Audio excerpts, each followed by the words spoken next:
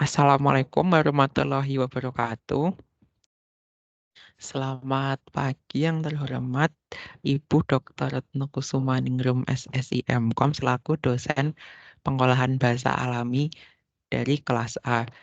Kami di sini eh, dari kelompok kami ada saya sendiri, Georgi Vaniliski Wasya dengan NIM tertera, lalu ada Radiah Aryana Saraswati dengan NIM tertera, dan yang terakhir ada Divya Sinta Subkar Saat Maja dengan NIM tertera. Dan kami akan mempresentasikan tentang word embedding dan ada CNN for text classification.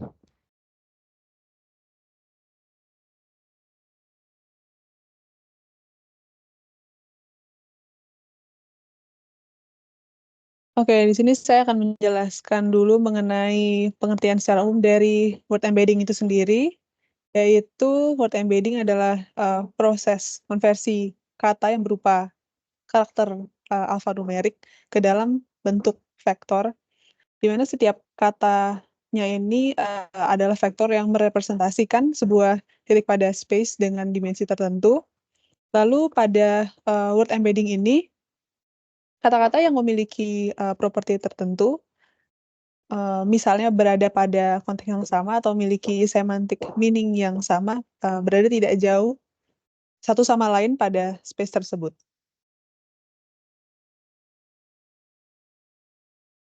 Oke, selanjutnya di sini ada word embedding yang pertama, yaitu dengan word2vec, di mana word2vec ini adalah model shallow neural network yang merubah representasi kata yang merupakan kombinasi dari karakter alfanumerik menjadi vektor. Representasi vektor tersebut memiliki property relationship dengan kata-kata yang berkaitan melalui proses training. Kemudian di sini ada arsitektur neural network yang digunakan pada word2vec itu adalah neural network dengan sebuah hidden layer yang disebut juga dengan projection layer, dan di training menggunakan stochastic gradient descent dengan algoritma backpropagation. Lalu di sini ada projection layer yang merupakan mapping dari kata yang ada pada konteks n-gram ke dalam bentuk continuous vectors, di mana kata-kata yang muncul bersamaan dan juga berulang kali pada konteks n-gram ini akan memiliki tendensi atau teraktivasi oleh weight yang sama, sehingga terjadi korelasi antara kata-kata. Lalu apa sih weights itu? Weights ini adalah menghubungkan antar input layer dengan hidden layer, dan hidden layer-nya adalah yang menjadi output layer. Nah, weights di antara input dan juga the hidden layer itu dipresentasikan dengan matriks W berukuran V kali N, di mana V itu ada dimensi dan dimensi dari input layer, lalu N adalah dimensi dari hidden layer. Sedangkan di antara hidden layer dan output layer, matriks W itu direpresentasikan dengan matriks berukuran N kali V. Oke, selanjutnya di sini ada arsitektur word2vec. Bisa kita lihat pada gambar. Di sini adalah model Cebo dan juga skipgram. Cebo sebelah kiri, skipgram sebelah kanan.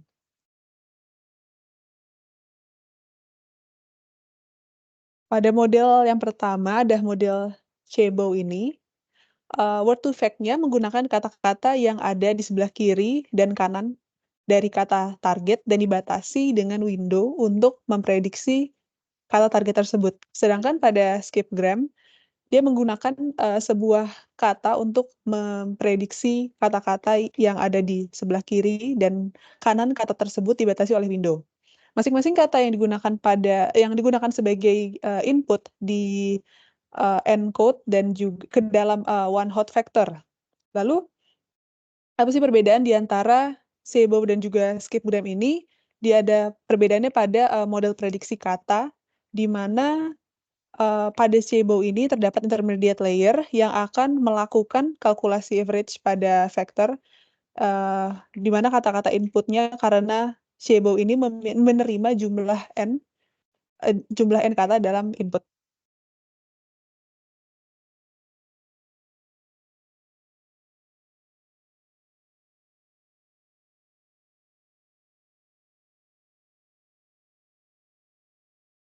Oke. Selanjutnya di sini ada ilustrasi dari Windows. Oke.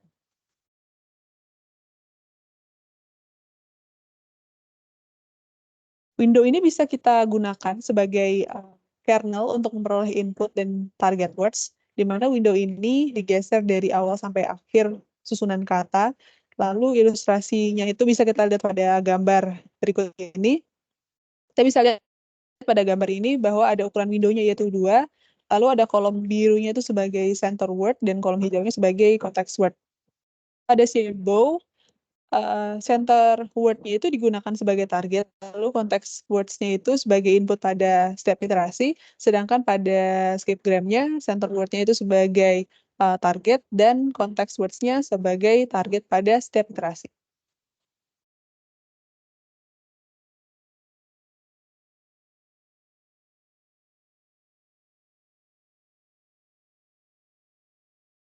Selanjutnya di sini ada cara kerja dari word2vec. Pada proses kerja word2vec ini secara umum itu dibagi menjadi 2 arsitektur.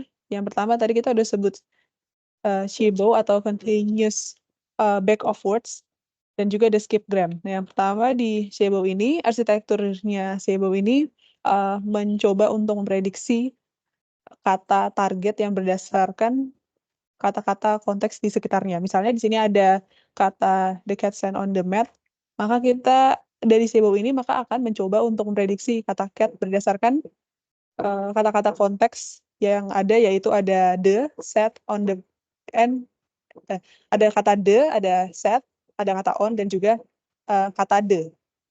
Nah, pada proses ini vektor yang vektor representasi dari kata-kata konteks itu dijumlahkan lalu dimasukkan ke dalam model untuk memprediksi kata target.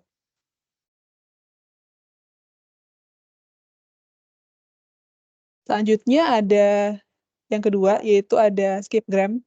Di skipgram ini arsitekturnya akan bekerja sebaliknya dari Shadebow, di mana ia akan mencoba untuk memprediksi kata-kata konteks berdasarkan kata target. Misalnya di sini ada contoh yang tadi, yaitu ada the cat sat on the mat, maka dari skipgram akan mencoba untuk memprediksi kata-kata konteks the, sat, on, dan the berdasarkan dengan kata targetnya yaitu cat.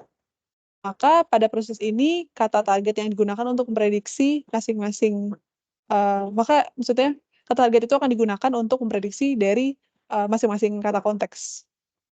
Nah, dari kedua arsitektur ini, word2vec itu akan menggunakan jaringan saraf untuk memprediksi representasi vektor dari kata-kata. Lalu proses pelatihannya itu akan melibatkan interaksi melalui korpus teks yang besar, di mana model akan memperbarui bobotnya untuk meningkatkan akurasi prediksi kata-kata konteks. Dan hasilnya itu adalah kumpulan representasi vektor-vektor kata yang menangkap hubungan semantik antara kata-kata dalam teks. Lalu, vektor ini juga dapat digunakan untuk berbagai tugas pemrosesan dalam NLP. Misalnya ada klasifikasi dokumen, lalu ada analisis sentimen, atau juga bisa penerjemahan mesin. Selanjutnya ada kelebihan dari word2vec. Yang pertama, kelebihannya yaitu pemahaman semantik yang baik. Di sini word2vec dapat menghasilkan representasi vektor kata-kata yang menangkap hubungan semantik antara kata-kata dalam teks. Dan ini bisa memungkinkan mesin untuk memahami makna kata-kata dan juga konteksnya dengan lebih baik. Lalu yang manfaat yang kedua atau kelebihan yang kedua adalah efisiensi dalam representasi kata. Dengan menggunakan vektor dengan menggunakan representasi vektor dalam ruang yang dimensi rendah itu, word2vec itu bisa memperbaiki efisiensi pengolahan teks dan juga memungkinkan pemrosesan yang lebih cepat dan efisien. Lalu yang ketiga, ada adaptasi ke tugas yang beragam. Di word2vec ini bisa digunakan dalam berbagai tugas pemrosesan NLP yang contohnya seperti klasifikasi dokumen, analisis sentimen, atau penerjemahan mesin, dan juga yang lainnya. Dan ini bisa sangat fleksibel dan bisa diadopsi dalam berbagai konteks. Dan kelebihan yang keempat itu adalah skalabilitas. Di sini teknik-teknik seperti mini batching, lalu ada juga negative sample sharing dan juga distribusi dan pelatihan paralel itu memungkinkan Word2Vec untuk mengelola korpus teks yang sangat besar secara efisien. Selanjutnya ada kekurangan dari Word2Vec. Di sini juga ada 4 kekurangan dari Word2Vec. Yang pertama adalah sensitivitas terhadap konteks. Walaupun si Word2Vec ini menghasilkan representasi vektor kata-kata yang bagus, tapi ia juga mungkin bahwa punya sensitivitas terhadap konteks tertentu, di mana representasi, vektor kata-kata dapat bervariasi tergantung pada konteks dan tidak selalu mencerminkan makna yang sepenuhnya serupa. Lalu yang kedua ada, keterbatasan dalam menangkap semantik yang kompleks. Di sini walaupun, Word2Vec itu efektif dalam menangkap hubungan semantik dan yang sederhana dengan antara kata-kata, tapi juga memungkinkan kurang mampu untuk menangkap, hubungan semantik yang lebih kompleks, atau dalam, situasi yang halus. Lalu yang ketiga itu, adalah memerlukan data pelatihan yang besar. Di sini Word2Vec ini, menghasilkan representasi vektor dengan kata-kata yang baik dan Word2Vec ini membutuhkan, korpus teks yang besar untuk pelatihan. Ini bisa menjadi kendala dalam skenario di mana data pelatihan yang terbatas atau bila data pelatihan itu tidak lengkap, maka akan mempengaruhi, kerja dari Word2Vec ini. Lalu yang keempat adalah kesulitan dalam penyesuaian hyperparameter, di mana dalam memilih hyperparameter yang tepat untuk model Word2Vec ini, bisa menjadi tantangan karena perubahan dari hyperparameter itu, misalnya ada laju pembelajaran dalam mempengaruhi kualitas representasi vektor kata-kata dan juga, bisa memerlukan, penyesuaian yang cermat. Oke, selanjutnya untuk, penjelasan dari Glove akan dijelaskan oleh Georgie.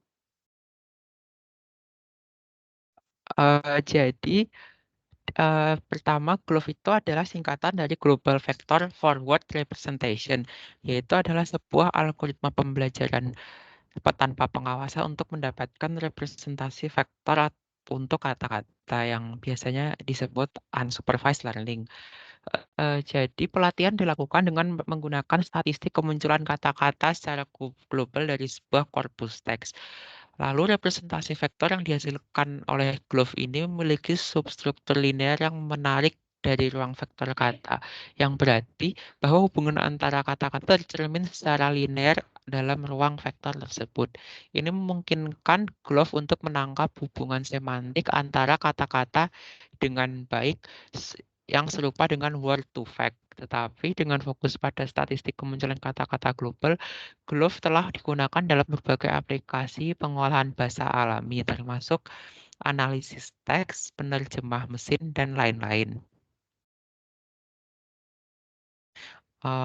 Setelahnya itu ada arsitektur dari GLOVE sendiri, yaitu dasarnya itu prinsip statistik probabilitas yang diterapkan pada distribusi kemunculan kata-kata dalam teks. Secara umum, arsitektur GLOVE terdiri dari beberapa langkah. Yang pertama, ada perhitungan concurrence matrix, yaitu eh, merupakan langkah pertama dalam arsitektur GLOVE, yaitu menghitung matriks kemunculan kata bersama dari kata-kata dalam teks. Matriks ini mencatat seberapa sering sebuah kata muncul bersama dengan kata-kata lain dalam konteks yang didefinisikan. Lalu kedua adalah pembuatan model dengan fungsi objektif. Selanjutnya, GLOVE menggunakan matriks kemunculan bersama untuk membangun model dengan fungsi objektif khusus. Fungsi objektif ini dirancang untuk mengukur hubungan statistik antara kata-kata dalam ruang vektor.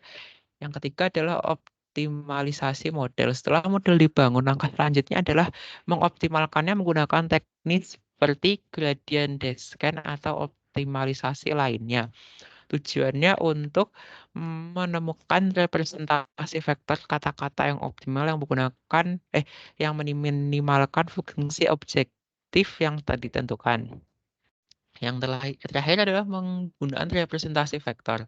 Setelah model dioptimalkan, representasi vektor kata-kata yang dihasilkan dapat digunakan untuk berbagai tugas pengolahan bahasa alami. Representasi ini menggambarkan hubungan semantik antara kata-kata dalam teks yang memungkinkan mesin memahami konteks dengan lebih baik. Lalu tujuannya itu untuk menangkap informasi yang kaya tentang hubungan statistik antara kata-kata dalam teks dan representasi vektor yang dihasilkan mencerminkan hubungan semantik dan struktur statistik dari kata-kata dalam teks untuk pengolahan bahasa alami. Lalu untuk kelebihannya itu, jadi Glove itu memiliki merepresentasi kata yang konsisten, lalu mengatasi masalah sparsity atau data yang, dia itu kelasnya tidak seimbang. Lalu yang ketiga ada efisiensi komputasi, dan yang terakhir memiliki kekuatan dalam menangkap semantik.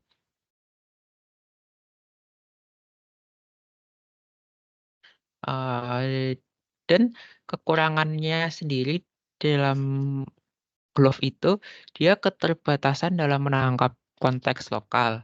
Lalu, Glove sensitif terhadap ukuran korpus. Yang ketiga, sulit dalam penyesuaian hyperparameter. Lalu ada ketergantungan pada kualitas korpus. Dan yang terakhir, keterbatasan dalam penanganan kata-kata langka.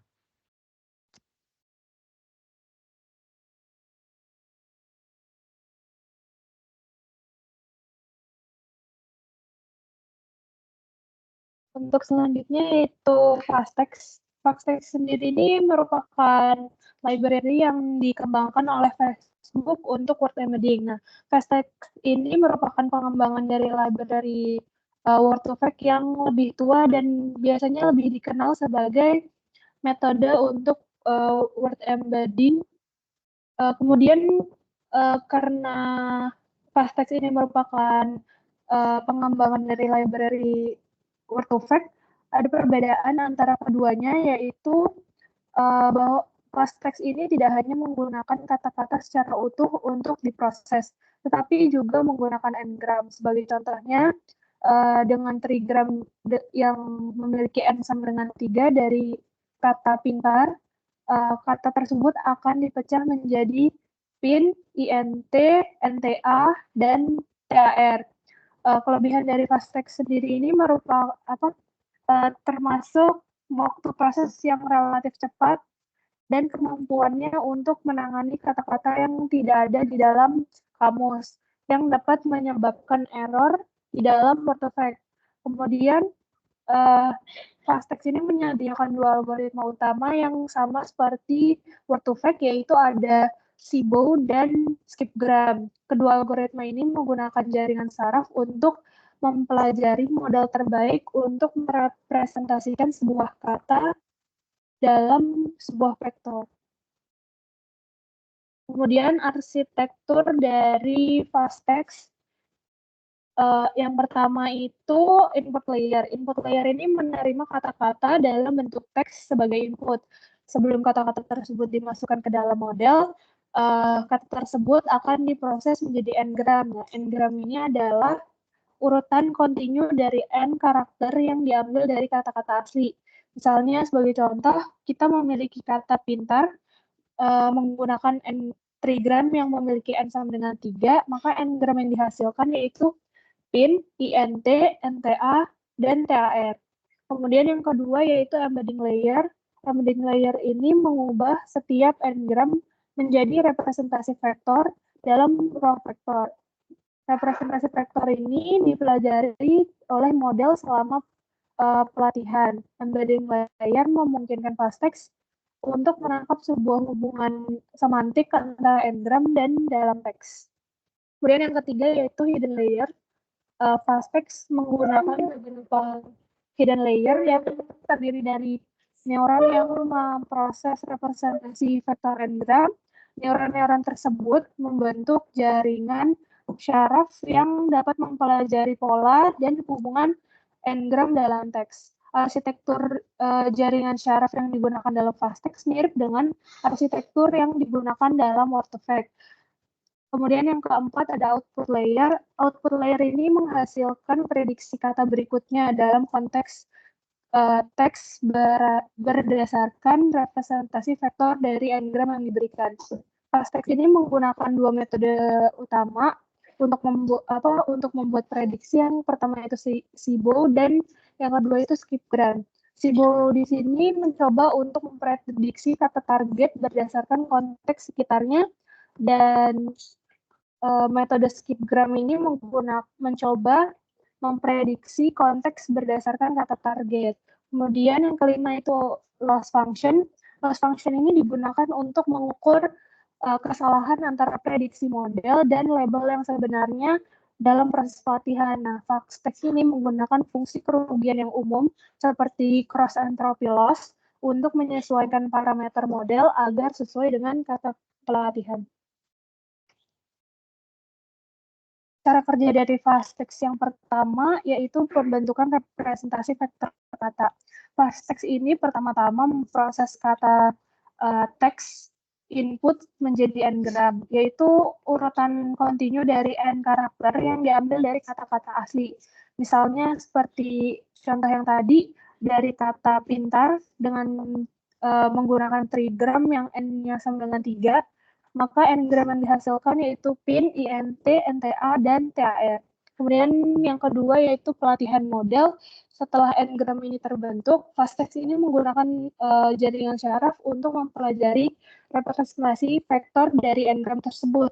Kemudian proses pelatihannya melibatkan optimasi parameter model yang menggunakan teknik seperti gradien turun untuk meminimalkan kesalahan prediksi. Kemudian yang ketiga prediksi, yaitu setelah modelnya dilatih, FASTEX ini dapat digunakan untuk membuat prediksi dalam dua cara utama. Yang pertama itu SIBO dan yang kedua itu skipgram. Untuk SIBO ini, FASTEX ini mencoba untuk memprediksi kata target berdasarkan konteks sekitarnya. Artinya, model ini mencoba untuk memahami arti dari sebuah kata berdasarkan kata yang mengelilingi teks tersebut. Kemudian metode yang kedua yaitu skipgram. Dalam metode ini, FASTEX ini mencoba untuk memprediksi konteks berdasarkan kata target. Nah, model ini mencoba untuk memahami teks berdasarkan kata target yang diberikan. Kemudian yang keempat yaitu evaluasi dan penyetelan. Setelah pelatihan, model FASTEX ini dievaluasi menggunakan data validasi untuk memastikan kualitasnya. Jika diperlukan, parameter model yang dapat disetel kembali untuk meningkatkan kinerja model. Kemudian yang kelima itu penggunaan representasi vektor. Setelah model dilatih, representasi vektor kata-kata yang sudah dihasilkan dapat digunakan untuk berbagai tugas pemrosesan bahasa alami seperti klasifikasi teks, analisis sentimen, penerjemahan mesin, dan yang lainnya. Representasi ini menggambarkan sebuah hubungan antara kata-kata yang di dalam teks yang memungkinkan mesin untuk memahami konteks teks dengan baik. Kemudian kelebihan FASTEX ada 4. Yang pertama itu penggunaan n-gram. FASTEX ini menggunakan n-gram untuk membangun representasi vektor kata-kata dan memungkinkan untuk menangkap informasi tambahan dengan tambahan struktur internal kata-kata termasuk awalan, akhiran, dan bagian tengah kata. Kemudian hal ini meningkatkan kemampuan FASTEX dalam menangkap hubungan semantik antar kata-kata. Kemudian yang kedua yaitu menangani kata-kata yang jarang. FASTEX mampu menangani kata yang tidak ada dalam kamus. Karena FASTEX ini memperhitungkan n-gram yang lebih kecil. Kemudian hal ini membuat FASTEX lebih baik dalam menangani dataset yang lebih besar dan beragam. Kemudian yang ketiga yaitu kecepatan pelatihan. FASTEX ini dikenal karena kecepatan pelatihan yang relatif cepat, terutama dibandingkan dengan model jaringan syaraf yang lebih kompleks, dan membuat FASTEX ini cocok untuk pemrosesan bahasa alami dalam dataset yang besar. Kemudian yang keempat yaitu efisiensi komputasi. FASTEX ini menggunakan teknik-teknik efisiensi komputasi seperti subsampling dan pembelajaran mini batch untuk meningkatkan efisiensi pelatihan model dan memungkinkan FASTEX untuk diterapkan pada korpus teks yang sangat besar dengan biaya komputasi yang wajar. Kemudian kekurangan fast text ada 4. Yang pertama itu keterbatasan dalam memahami konteks. Meskipun fast text menggunakan n-gram untuk menangkap konteks kata, pendekatan ini tidak seefektif menggunakan konteks kata secara langsung seperti yang dilakukan oleh model lain seperti transformer. Hal tersebut membuat fast text ini kurang mampu memahami hubungan semantik yang kompleks antara kata dalam teks. Kemudian yang kedua, kesulitan dalam menangani data yang tidak terstruktur. Fast text ini lebih efektif dalam menangani teks yang terstruktur seperti artikel berita atau dokumen yang panjang. Namun ketika data tidak terstruktur seperti teks percakapan atau teks di media sosial, Fastex mungkin menghadapi kesulitan tersebut dalam menghasilkan vektor yang berwarna. Kemudian yang ketiga itu kesulitan menangani tugas yang kompleks, sama seperti word embedding yang lainnya, cenderung kurang efektif dalam menangani tugas-tugas yang memerlukan pemrosesan teks yang lebih dalam atau analisis yang lebih tinggi seperti pemahaman bahasa alami, pemrosesan bahasa alami, berbasis konteks, atau pemahaman makna yang lebih kompleks. Lalu yang terakhir yaitu ketergantungan pada kualitas data. Kualitas representasi yang dihasilkan oleh FastText ini sangat tergantung pada kualitas data pada data pelatihan. Jika data pelatihannya ini memiliki noise atau kesalahan, representasi vektor yang dihasilkan oleh FastText juga mungkin menjadi tidak akurat atau tidak berguna.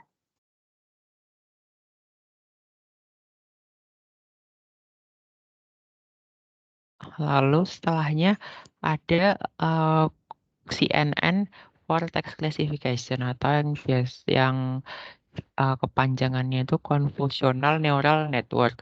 Jadi definisinya Convolutional Neural Network merupakan salah satu teknik pembelajaran mendalam atau yang biasa disebut deep learning yang sangat populer dalam bidang computer vision. CNN merupakan jenis algoritma yang dirancang secara otomatis untuk belajar pola-pola penting dari gambar dan data visual lainnya. Ide dasarnya terinspirasi dari cara otak manusia untuk memproses informasi secara visual. Jadi CNN sendiri memiliki beberapa lapisan, yaitu yang pertama lapisan konvolusi, lalu yang kedua ada lapisan penggabungan, dan ada lapisan terhubung sepenuhnya yang biasa disebut fully connected layer untuk klasifikasi atau tugas lainnya. CNN sangat bagus dalam memahami detail-detail kecil maupun gambar besar dari data visual.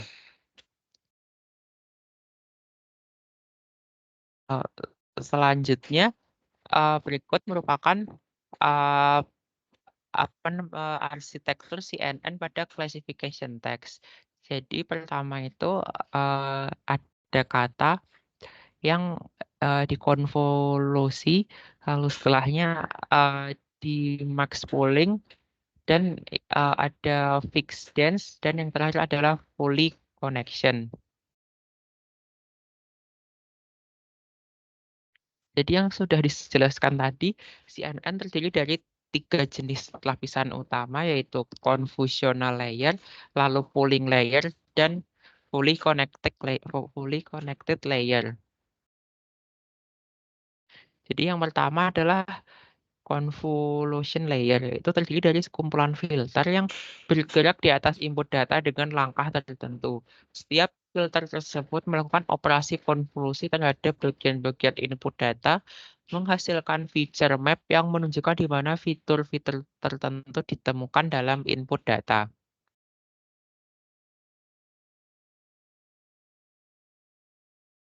Lalu setelahnya ada lapisan pooling. Jadi lapisan pooling digunakan untuk mengurangi dimensi peta fitur dengan mengambil max pooling atau average pooling dari setiap wilayah dalam peta fitur. Hal ini membantu mengurangi overfitting dan membuat model lebih robust terhadap variasi dalam data input. Lalu yang terakhir ada fully connected layer, yaitu lapisan yang bertanggung jawab untuk memproses fitur-fitur yang telah diekstraksi oleh lapisan sebelumnya dan menghasilkan output prediksi. Setiap neuron di lapisan ini terhubung ke setiap neuron di lapisan sebelumnya, sehingga mampu mempelajari hubungan yang kompleks antara fitur-fitur input dan output yang diinginkan.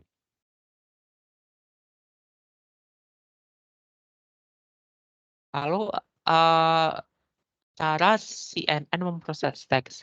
Jadi CNN itu dapat digunakan untuk memproses teks dengan mengambil representasi vektor kata-kata menggunakan word embedding yang sudah dijelaskan sebelumnya sebagai input. Berikut adalah penjelasan detail tentang bagaimana CNN dapat digunakan untuk memproses teks dan menghasilkan prediksi kelas. Yang pertama yaitu merepresentasikan vektor kata-kata. Jadi teks perlu diubah menjadi representasi vektor yang dapat dimengerti oleh model CNN. Lalu lapisan konvolusi. Setelah representasi vektor kata-kata diperoleh, lapisan konvolusi digunakan untuk mengekstraksi fitur-fitur penting dari teks. Lalu yang ketiga, lapisan polling. Untuk mengurangi dimensi output dari lapisan konvolusi dengan cara mengambil nilai maksimum atau max polling.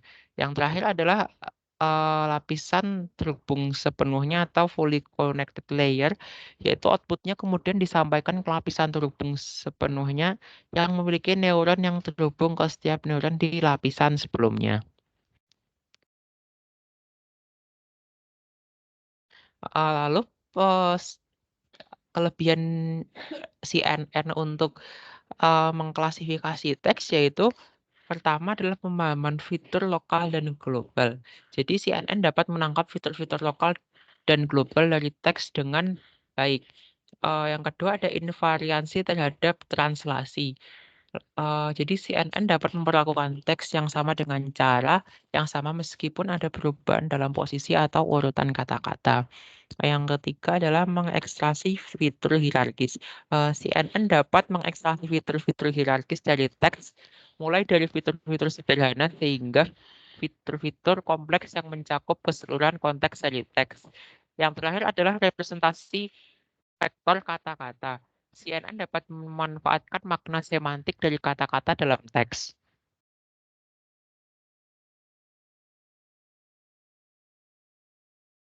Lalu untuk kekurangannya sendiri, jadi karena CNN itu berbasis deep learning, jadi dia membutuhkan data training yang besar. Yang kedua, kurangnya interpretabilitas. Yang ketiga, rentan terhadap overfitting. Lalu keterbatasan dalam menangani teks yang panjang. Dan yang terakhir adalah keterbatasan dalam memahami konteks yang rumit.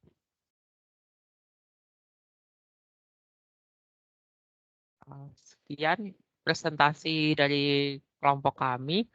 Kurang lebihnya mohon maaf jika ada kesalahan dalam menjelaskannya. Wassalamualaikum warahmatullahi wabarakatuh.